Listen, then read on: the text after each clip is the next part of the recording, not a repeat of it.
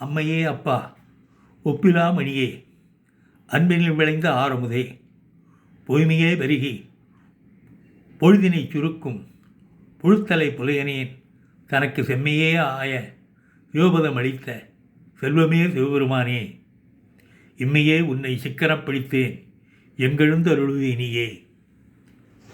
இதனுடைய அர்த்தத்தை பார்ப்போம்.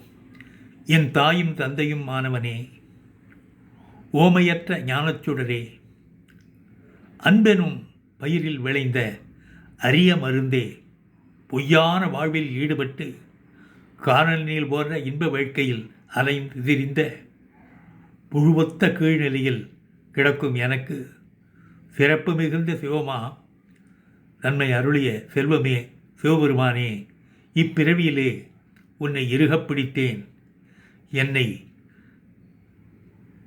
என்னை விட்டு எழுந்துருளி செய்வது எவ்வாறு என்கின்றார்.